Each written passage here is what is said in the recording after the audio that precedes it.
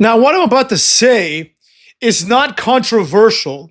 And quite frankly, what I'm about to say doesn't really mean that much, cucks. The primary reason why it doesn't mean much is because, irrespective of what anyone thinks, there have been very few noteworthy authority types in wrestling history. Bookers, owners, hybrids of the two, right? It's pretty much Vince McMahon, Triple H, and Tony Khan. But that's because everybody else I consider to be an inferior and not even worth mentioning, right? I don't give a flying fuck that Paul Heyman was a good booker in ECW when like 15 people were watching. You know what I mean?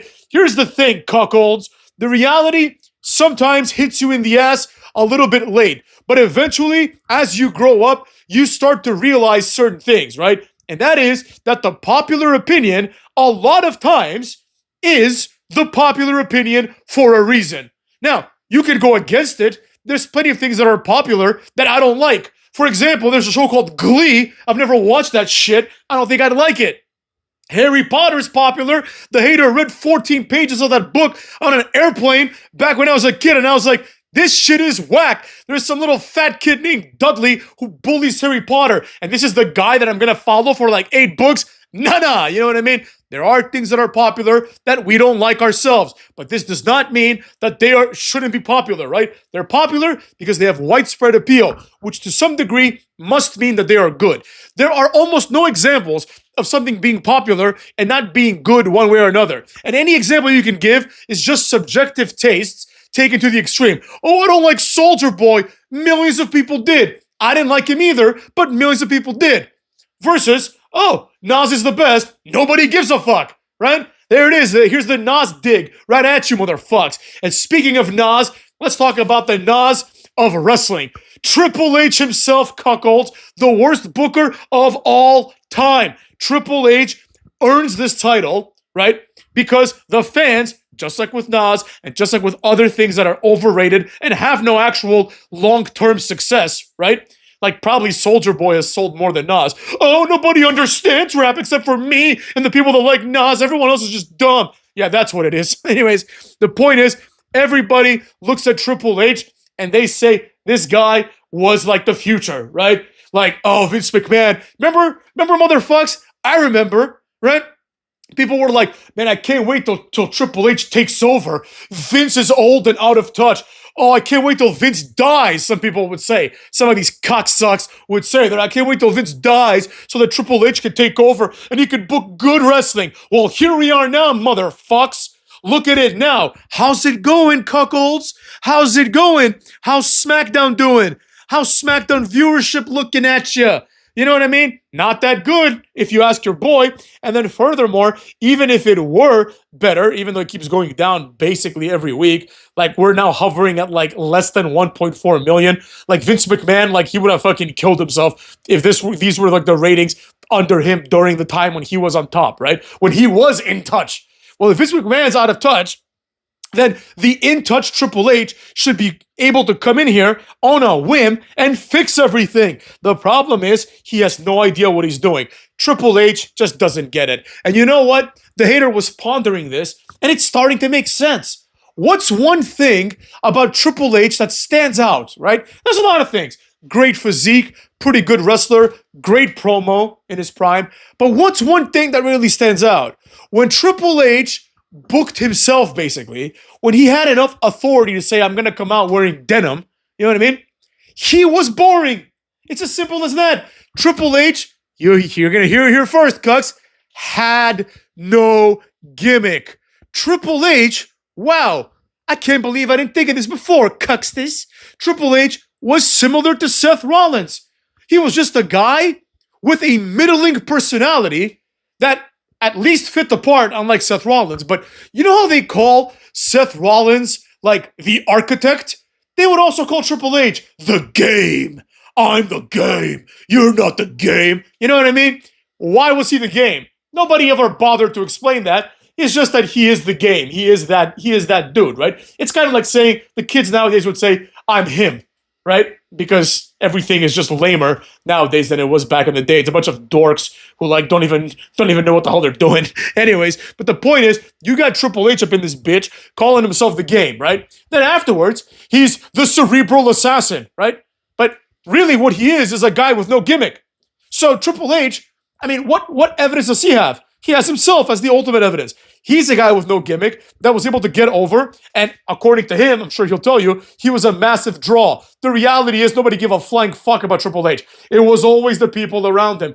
You know, Triple H one time said that Jericho was never the guy. He was just the guy that wrestled against the guy, right? And Jericho was like, that's true, but so were you. You know what I'm saying? Triple H was also not The Rock. He was also not Stone Cold. Very few people can be the guy. So Triple H looks at himself and he's like, I'm a massive success.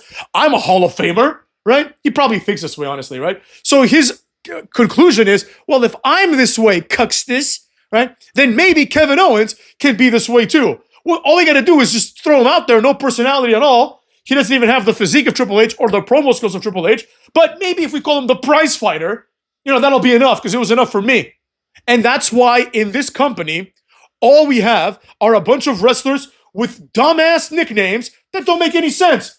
Kevin Owens is the prize fighter? Why? Why is he any more of a prize fighter than Noam Dar? Why is Dragon Lee any less of a prize fighter than Kevin Owens? Just give him an appropriate nickname at least. How about Fat Boy? How about Lard Ass? You know, you can think of many other nicknames that are more apropos for Cucky Owens. You know what I mean? Same thing with Sami Zayn. Sami Zayn, does he even have a nickname? This guy sucks so much, he doesn't even have a nickname. You know what I mean? Like, the ones that don't have nicknames are probably better off, if you ask me. But everybody has these dumbass nicknames that make absolutely no sense. They're like, oh, you know, like the artist Nakamura. And I'm not going to say that this only exists now. There are people that have had dumbass nicknames, you know? For example, Jeff Hardy, one of my favorite wrestlers ever, but Jeff Hardy was the charismatic enigma, right? What? What's enigmatic about him? We know who he is. Like, he talks all the time. You know, he has a clear personality. And is he charismatic?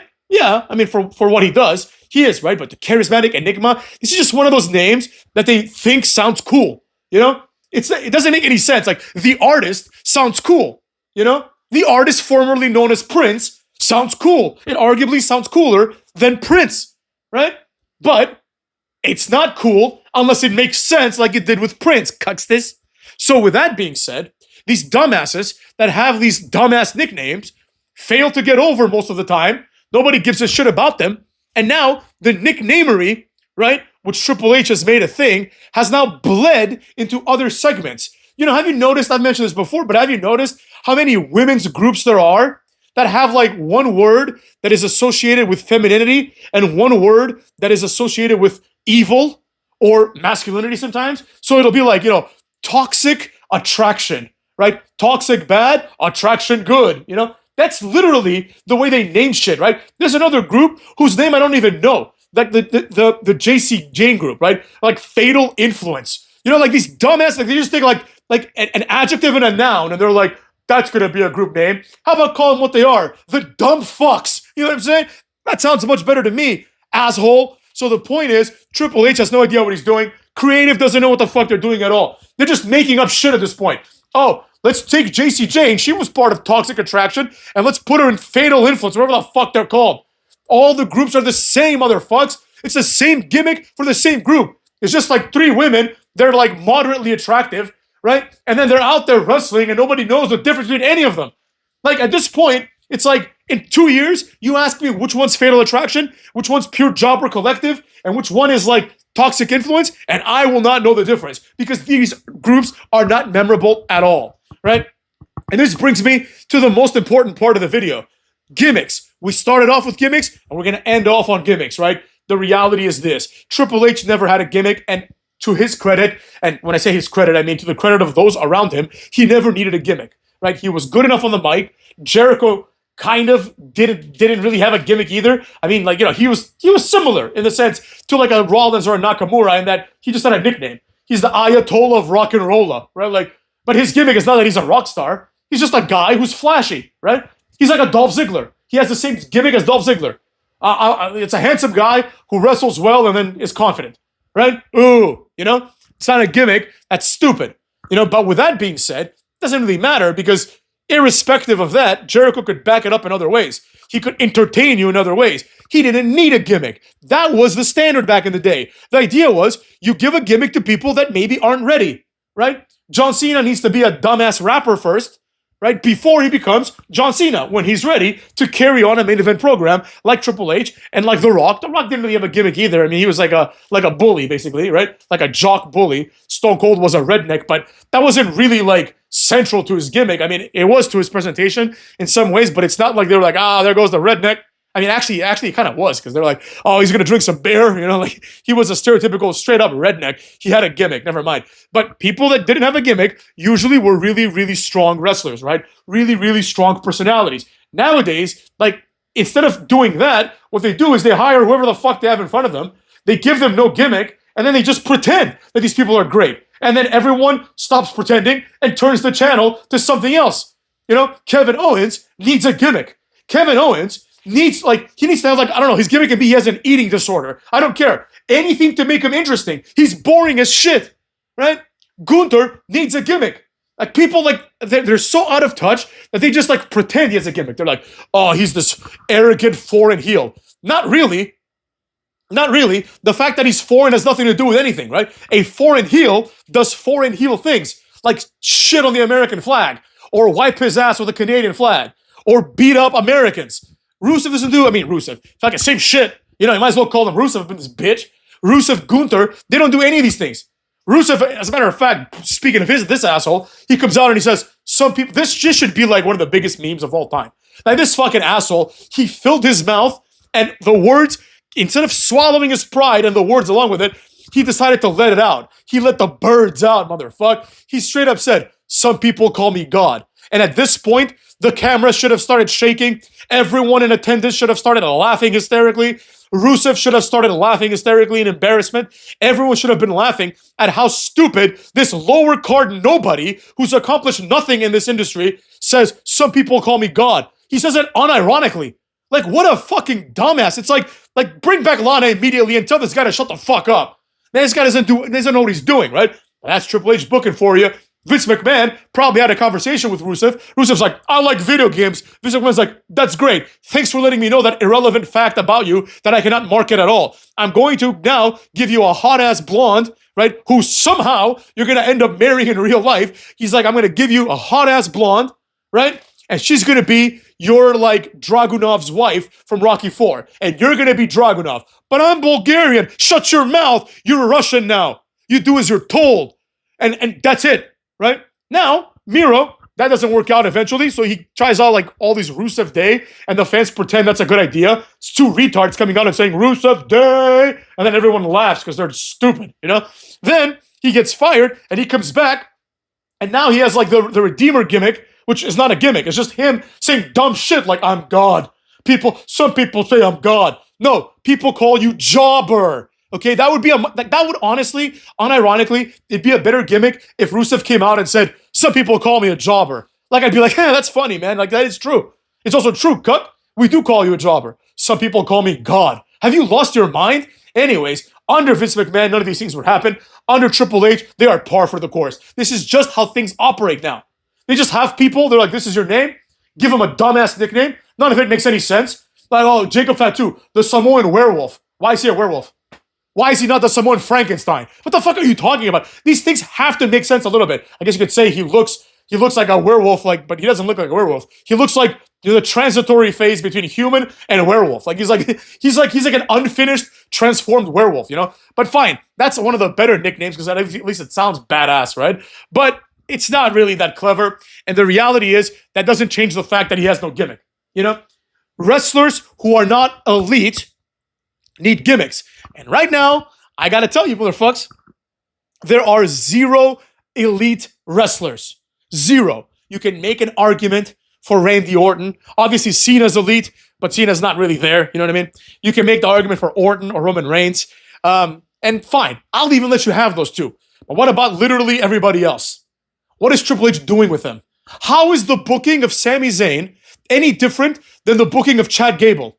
The only difference is that Sami Zayn wins a little bit more than Chad Gable. But I have no reason to like Chad Gable more than I like Sami Zayn, right? El Grande Americano, on the other hand, that's a different story, Cooks. But the point is, people that suck ass need gimmicks, and people that suck ass need good booking. They're getting neither of those two things. And whereas in the Attitude Era, you could have, like, remember there was a time, like late Attitude Era, where they hired Jerry Lynn, and like he was quickly exposed as the biggest jobber of all time because nobody got excited about him at all. They're like, oh, this guy has nothing exciting. Yeah, he's a good wrestler, no doubt about it, but nobody cares. I'd rather see Scotty 2 Hotty, and I don't just mean me, but everyone would rather see Scotty 2 Hotty go and do like The Worm, right? The whole crowd would go nuts. That's why Migos made a song called Too Hotty, and there's no song called S.A. Rios, motherfucks. There's no song called Dean Malenko. You know, as far as I know, maybe Insane Clown Posse. You know what I mean? Nobody talks about Dean Malenko, but they talk about Scotty 2 Hotty to this day because he's memorable and he stands out. And it's cool. It's a cool name, Scotty 2 Hotty. Yeah? So anyways, the point is, motherfucks, you need people with gimmicks and personalities, right? This is the bare minimum. You know, in a very strong roster, you still need those people. In a roster that has personalities like Val Venus, Stevie Richards, The Godfather. Let me just list all of RTC while I'm at it. RTC, you know what I mean? Kane, obviously. The Big Boss Man when he came back, right? Bob Buchanan, both in RTC and with Big Boss Man. He's not really a big personality, but you know what I mean, right? Eddie Guerrero, right? Kurt Angle, Jericho, Taz, the Hardy Boys, Edge, Christian, the Dudley Boys. You know, these are people, these are like all-time greats. Like everyone in the Attitude Era is going to be a Hall of Famer. You know, but do you think Carmelo Hayes or Grayson Waller have any chance of being in the Hall of Fame? They're lucky they're even employed. But anyways, it's not here nor there. The point is, even back then, everyone that I just listed, before I start talking about Grayson Waller and Carmelo Hayes, literally every person that I just mentioned, except for arguably Bull Buchanan, and that's arguable, is light years better than Carmelo Hayes and Grayson Waller. And a lot of those people had to debase themselves, right? Goldust is better at everything than Carmelo Hayes is, and better than everything than Grayson Waller is, right? But Goldust had to dress up as a fucking Oscar so he could get over, right? Because it was hard back then. You're not gonna get over when The Rock's in the roster. He can bury you in 2 seconds. Imagine if The Rock had if you give The Rock like 10 minutes to bury both like Grayson Waller and Carmelo Hayes, these guys are gonna get booed for the rest of their lives. You know what I mean? That's how lame they are. So the point I'm trying to make, motherfucks, is very simple. Triple H, he had an easy road, motherfucks. He had an easy ride to the top. I'm not going to sit here and say he slept his way to the top because, quite frankly, I think anyone that says Triple H shouldn't be champion, shouldn't have been champion, multiple times that is just disingenuous. Triple H was great. He was great at what he did. But his role was constrained by the fact that he was surrounded by all-time greats. You could have Triple H and the Dudley Boys in a 2-on-1 handicap match, and the Dudley Boys and their presentation could carry that match forward. They could carry Triple H. Nowadays, you got CM Punk, oh, the iconoclast. Shut the fuck up. You're trying to make nicknames like Nakamura. Call it what it is. The 50-year-old UFC failure. Call it what it is, cuts. You know what I'm saying? And Triple H doesn't want to call it what it is. He wants to keep booking the same shit and hoping that the rest of us just shovel that garbage into our mouths. And some of us are going to have to, you know what I mean? Because some of us, quite frankly, myself included, I'm not going to lie, enjoy wrestling conceptually so much, right? I love wrestling. Wrestling is one of my favorite, I'm not going to call it an art form and be one of those guys, but it's one of my favorite media, right? It might be my favorite medium ever in terms of storytelling, right? Like, I think it's one of the best storytelling media ever. Now, you know, there's also movies and games and shit like that, but you get the point, right? It's a very powerful, storytelling medium. And as a result, Cucksters, I'm out here trying to save that shit one video at a time. But with Triple H at the helm, with Helmsley at the helm, I don't think it can be done, you know? And also, I don't like the way that Triple H just pretty much prostituted himself. And I don't like this whole Paul Levesque shit. Shut the fuck up, you're Triple H. You know what I'm saying? You're Triple H, asshole. You know what I mean? I hate that shit. Like, you are who you are. Shut it. Play the role. Play the character. Have some continuity. But here we are, motherfucks. And in my opinion, I think I've proven it beyond a shadow of a doubt that Triple H is by far the worst wrestler of all time to become a booker, and he's therefore the worst booker of all time because he's the only wrestler to do it. And this also proves, and dispels, really, that notion that, like, all the wrestlers should be in charge of creative. No, they shouldn't. I've never heard anything creative come out of Daniel Bryan's mouth. Nothing at all. Even the yes thing, he stole it from somebody else. So there you have it, Cucks. You steal it. He got it over, I guess, but whatever. It is what it is. Point is, nobody gives a flying fuck. The yes movement. Like dumbasses. People are so stupid. Anyways, take care of yourselves, motherfuckers. Have yourselves a good weekend and kiss my ass.